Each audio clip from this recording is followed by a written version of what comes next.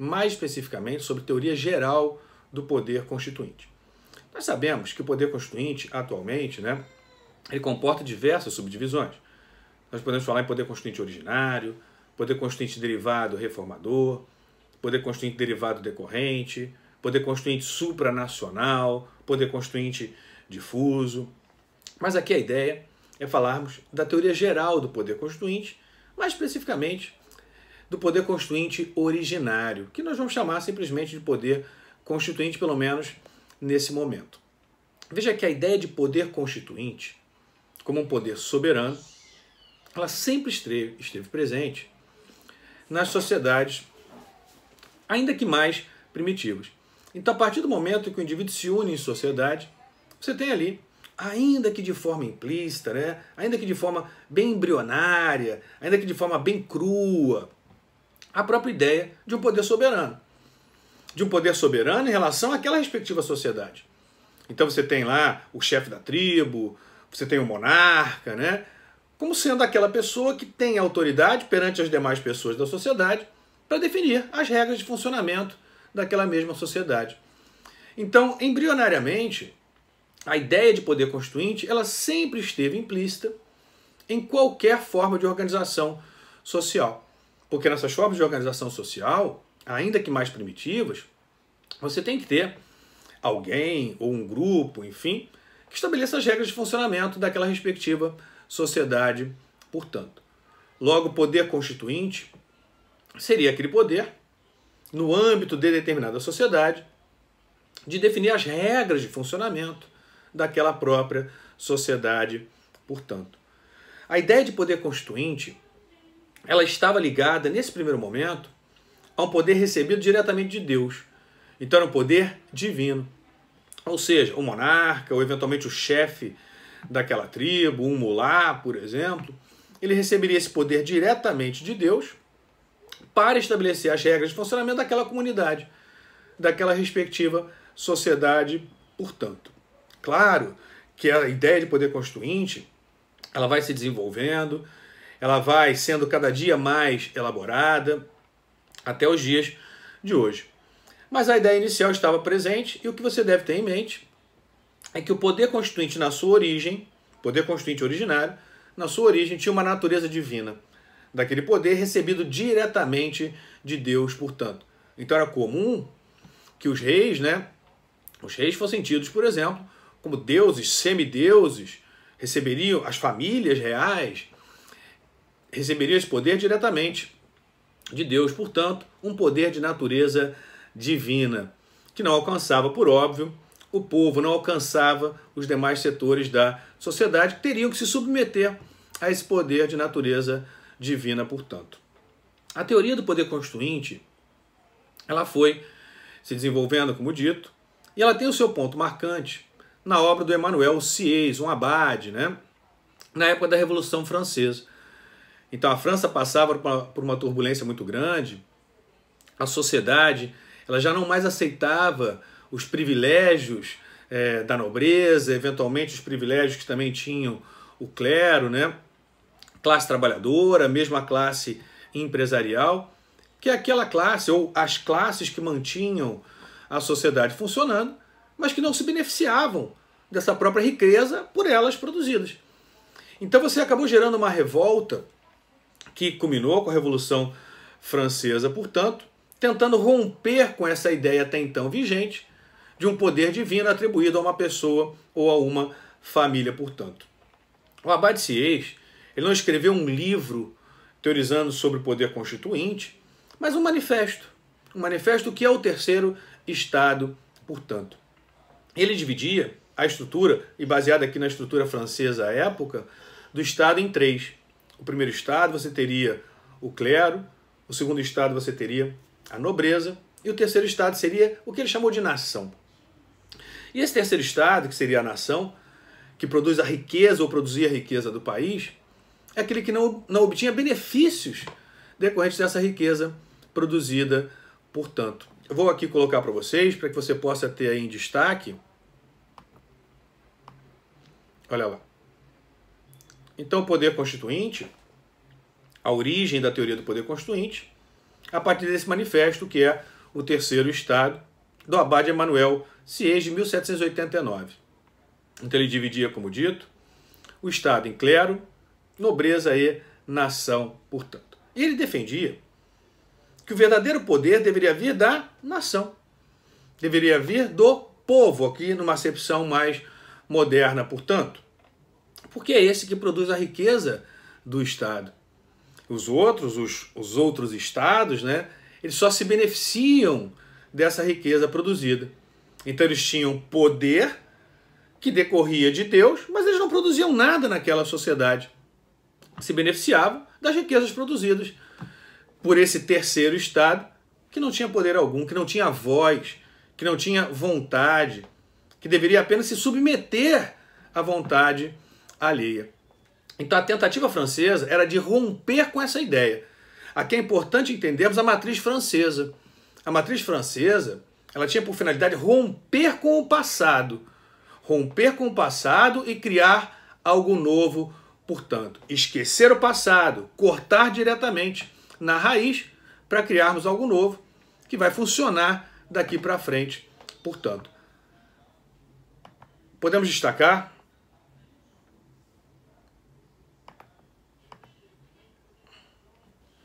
na matriz francesa, como colocado para vocês, a ideia de rompimento com o passado e a criação de um novo paradigma jurídico. Olha como eu disse para vocês, rompimento com o passado, romper com o passado, romper com aquela ideia de que o poder constituinte era um poder divino e o povo, portanto, nunca seria contemplado. Consequentemente, o povo seria, em última instância, né, um escravo dos dois outros estados, ou das duas outras ideias de Estado, portanto, não teria voz ativa, não teria poder algum. Então não, eu quero romper com isso, eu quero romper com essa ideia, eu quero romper com o passado, eu quero criar algo novo, eu quero criar um novo paradigma, portanto. Então a ideia da matriz francesa é de rompimento. Nós vamos ver que a matriz inglesa, por exemplo, a matriz americana, tem uma ideia um pouco diferente, tá? Mas a matriz francesa, a ideia de rompimento com o passado, tá? Romper com o passado para criar algo novo.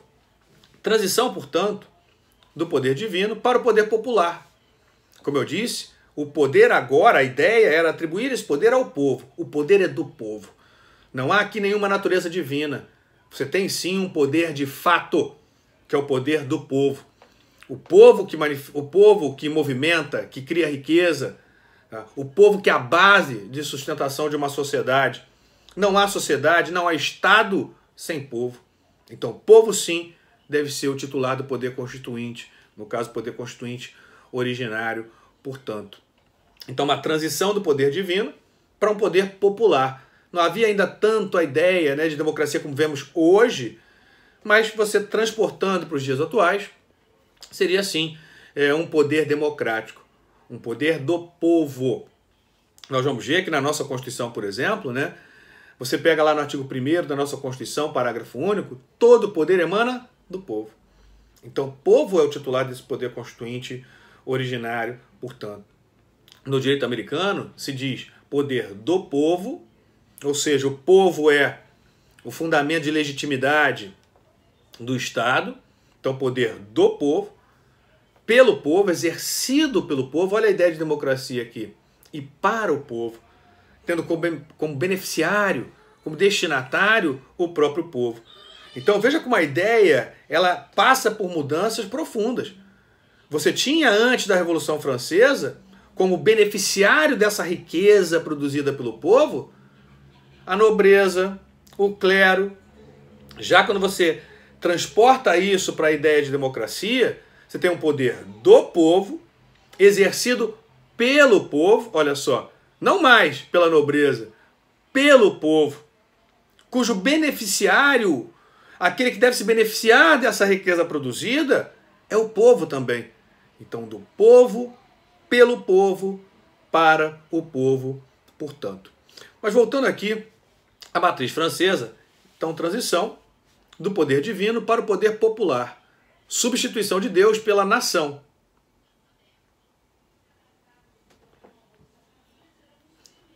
Nação aqui que indicaria aquele conjunto de pessoas ligadas por determinados vínculos comuns. Vínculo pode ser de língua, de religião, de sangue, de nascimento ou de territorialidade. Então a nação passaria, portanto, a ser o titular desse poder chamado de poder constituinte nesse primeiro momento. Um poder, portanto, veja só, de natureza extrajurídica, como eu coloquei para vocês. Um poder de fato, olha lá. Esse poder constituinte ele teria algumas características importantes. Aqui eu vou destacar 3 para vocês e vou também falar de outras 3. Tá? As características destacadas aqui são inicial, ilimitado e incondicionado. Por que inicial? Porque o poder constituinte originário ele vai dar início a uma nova realidade. Essa é a ideia francesa. Olha só, eu estou rompendo com o passado para criar algo novo. Então eu estou dando início, portanto, a uma nova realidade. Eu quero romper com o passado. O passado foi. Consequentemente, veja só, eu estou iniciando um novo momento. Um novo momento político, um novo momento jurídico, um novo momento social. Então a ideia aqui de inicial é exatamente essa ideia de rompimento com o passado para a criação de algo novo. Nesse ponto é importante fazermos uma distinção entre poder constituinte, aqui originário, fundacional, e poder constituinte originário pós-fundacional. Então a doutrina estabelece, como dito, uma distinção entre poder constituinte originário, fundacional, e poder constituinte originário pós-fundacional. Poder constituinte originário fundacional seria aquele que funda, que cria um novo Estado e, consequentemente, estabelece para esse Estado recém-criado uma Constituição, uma norma jurídica fundamental. Por isso, fundacional. O poder constituinte originário fundacional ele teria esses 2 momentos de manifestação. Num primeiro momento, como dito, fundando, criando um novo Estado e, consequentemente, estabelecendo para esse Estado recém-criado uma Constituição, uma norma jurídica fundamental, portanto. Essa manifestação fundacional ela é característica de ex-colônias que declaram sua independência. Basta você lembrar, nos Estados Unidos, por exemplo. Os Estados Unidos que rompeu as colônias americanas, que romperam com a Inglaterra, eram então colônias inglesas, romperam com a Inglaterra, fundando, no primeiro momento, novos estados. Então, fundacional, portanto. No Brasil, nós tivemos manifestação fundacional apenas com a edição da primeira Constituição, de 1824. Então você teve o rompimento, portanto, com Portugal, para criar um novo Estado. Declarou-se a independência do Brasil, 1822, declaração de independência, em 1824, edição da Constituição, ou da primeira Constituição brasileira, portanto. Então houve ali uma manifestação constituinte fundacional, ou constituinte originária fundacional, portanto. Então o que você deve guardar, fundacional, vai se manifestar nesses 2 momentos. Criando um novo Estado e, consequentemente, estabelecendo para esse Estado recém-criado uma nova Constituição. Já o poder constituinte, lembrando aqui, poder constituinte originário, pós-fundacional, ele não cria um novo Estado. Ele se manifesta a partir de um Estado já estabelecido, de um Estado já existente, portanto. O que ele faz, então? Ele cria para esse Estado já existente uma nova Constituição. Então ele revoga ou ele rechaça a Constituição, a ordem jurídica anterior existente, estabelece um novo documento jurídico fundamental, uma norma fundamental para esse Estado que já existe, para esse Estado já existente, portanto. Então essa manifestação pós-fundacional ela vai se dar em um momento, não em 2 momentos. Esse único momento é de criação de uma nova Constituição, de uma nova norma fundamental para esse Estado já existente, portanto. Então, inicial, porque se dá início a um novo ordenamento jurídico constitucional e, algumas vezes, também a um novo Estado, portanto. Ilimitado. Ilimitado, e aqui você tem a ideia francesa para entender o que significa essa característica de ilimitado. Se eu quero romper com o que está até então estabelecido, o que está previamente estabelecido não pode me limitar. Então, as regras jurídicas estabelecidas antes da minha manifestação não podem funcionar como limites à minha própria manifestação. Então, o poder constituinte originário ele é um poder ilimitado. Nesse primeiro momento, ilimitado, quase que de forma absoluta. Porque nada anterior pode funcionar como um limite à minha manifestação. E não por quê? Porque eu quero romper com o que está até então estabelecido. Portanto, essa era a ideia da matriz francesa, de rompimento total com o passado. Então, o passado não me limita em nada. Então, o poder constituinte originário, ele é um poder ilimitado. E nesse primeiro momento, como disse, ilimitado de forma absoluta. Portanto, não há limites à manifestação constituinte originária, que pode, portanto, como bem entender, dispor sobre suas regras, sobre a estrutura da sua sociedade ou dessa nova sociedade que se quer estabelecer, portanto. Claro que modernamente, nós já falamos, a doutrina modernamente já fala em limitações ao poder constituinte originário. Nós falamos modernamente em limitações, por exemplo, decorrentes do direito internacional. Então, os direitos humanos internacionais, os tratados internacionais de direitos humanos, eles poderiam funcionar como limites a essa manifestação constituinte originária. Então, já se fala modernamente em limites ao poder constituinte originário, portanto. Mas ainda que se fale em limites, modernamente se entende que o poder constituinte originário ele não sofre limitações decorrentes da ordem jurídica anterior do próprio Estado. Então, a Constituição anterior do Estado, caso existente, ela não serve como limite à manifestação constituinte originária. As normas jurídicas anteriores daquele Estado não servem como limites à manifestação constituinte originária, portanto. Então, esse ponto, o importante destacar é que o sistema jurídico anterior existente, Constituição, ou normas jurídicas anteriores, não servem como limite, não limitam a manifestação constituinte originária. Mas repito, tá? Modernamente nós falamos em limites. Limites inerentes, limites imanentes, limites transcendentes, limites, por exemplo, que decorrem da própria cultura, dos próprios costumes daquela respectiva sociedade, limites, como dito, decorrentes do direito internacional, dos direitos humanos internacionais, mas esse não é o ponto que a gente quer destacar, pelo menos não nesse momento. Então, ilimitado,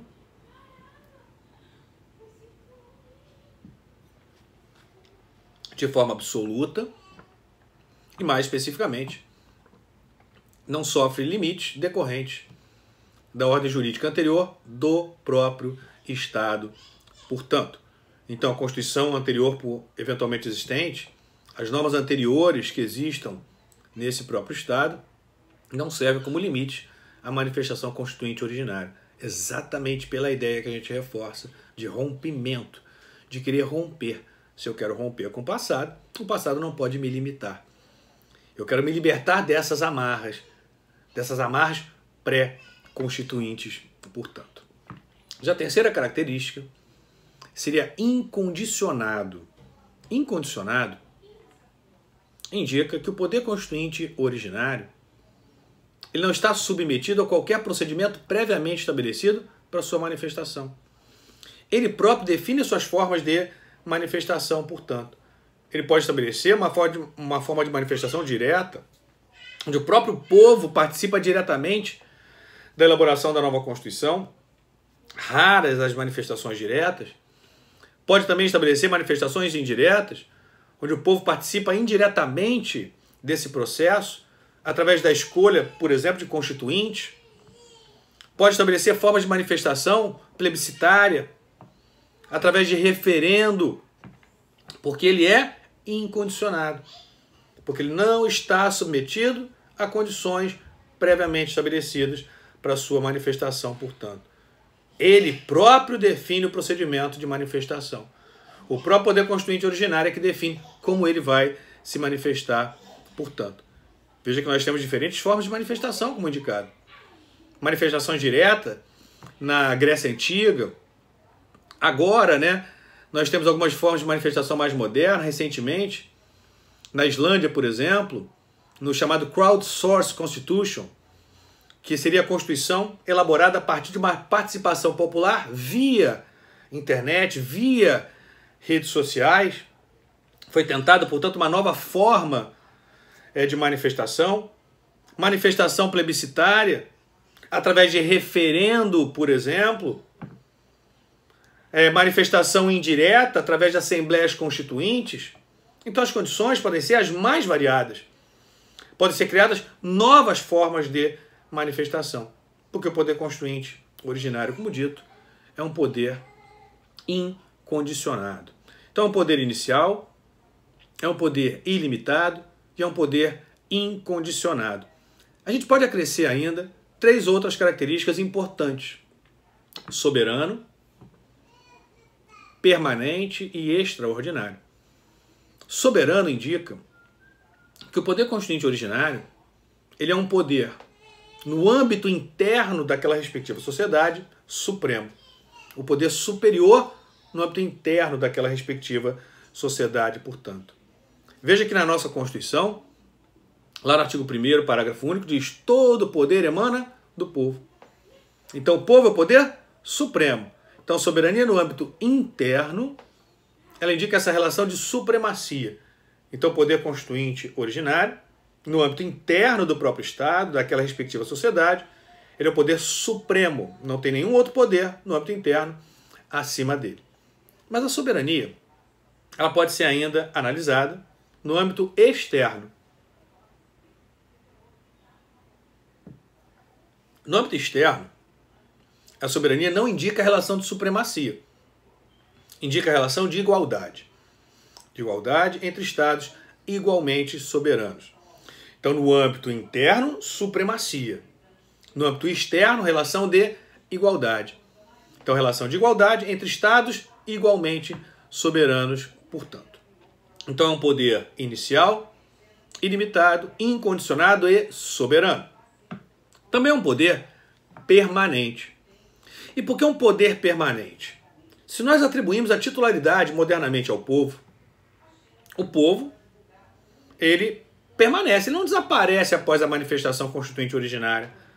Então o povo permanece, porque é um poder de fato. É o que dá base de sustentação, é um dos pilares da estrutura do próprio Estado. É o fundamento de legitimidade do próprio Estado, portanto. Então veja aqui, é um poder que permanece, que não se exaure, não se esvai após a sua manifestação, portanto. Pois sim, se o povo desaparece, desaparece o próprio Estado. O povo é um dos pilares da estrutura do Estado, portanto. Então o povo não pode desaparecer. Se ele é titular do poder constituinte originário, esse poder é um poder que permanece. É um poder permanente, portanto. E por fim, a última característica é um poder extraordinário. Por que é um poder extraordinário? Porque o poder constituinte, e nesse caso, lembrando, né, poder constituinte originário, ele não é um poder de manifestação cotidiana, rotineira. Ele é um poder de manifestação extraordinária. Ele se manifesta em situações extraordinárias, portanto. Não se cria, não se dita uma Constituição a todo momento, a toda hora. Embora aqui no Brasil, né, nós tenhamos, né, manifestação constituinte originária, ou tivemos manifestação constituinte originária em diversos momentos. Por exemplo, nós tivemos Constituição de 1824, de 1891, Constituição de 1934, 37, 46, 67/69, Constituição de 88. Então já tivemos diversas manifestações constituintes, mas se você pegar países, por exemplo, como Estados Unidos, uma única manifestação constituinte. E ainda que você pegue países como o Brasil, tivemos 7 constituições, para aqueles que consideram 69 uma nova Constituição, 8, né? Mas prefiro aqui 7 constituições. Nós não tivemos uma manifestação cotidiana, uma manifestação rotineira. Foram manifestações extraordinárias. Manifestações em momentos específicos, portanto, em momentos eventualmente de transição.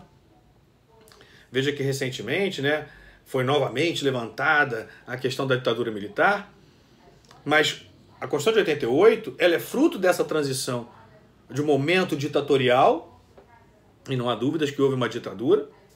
Qual foi o fim da ditadura é uma outra discussão, mas democracia que não era. Nós somos aqui estudantes de direito. Então democracia não era. Tá? Você pode até dizer qual foi a finalidade daquela ditadura. Aí é uma outra discussão, mas foi ditadura. Então nós tivemos uma ditadura, e não só uma, hein? Tivemos ditaduras anteriores. Tá? Mas, mais especificamente nesse caso, a ditadura militar, que se inicia com a edição da Constituição de 67, o golpe de 64, Constituição de 67, portanto, e se encerra de fato e de direito com a edição da Constituição de 88. Então veja que a Constituição de 88 ela é uma Constituição de transição. Por isso que essa manifestação constituinte originária ela é uma manifestação extraordinária. Não é uma manifestação ordinária. Então o poder constituinte originário é um poder extraordinário. Ele não se manifesta em situações ordinárias. Se manifesta em situações extraordinárias. Em situações pontuais de transição, situações de rompimento, como é o exemplo, como dito, no caso da matriz francesa de rompimento e no caso da Constituição brasileira de 88, de transição de um momento ditatorial para um momento democrático, portanto. A gente fecha esse bloco com a matriz francesa, voltamos no próximo bloco com o estudo ainda do poder constituinte, mais especificamente do poder constituinte originário, da teoria geral do poder constituinte, portanto.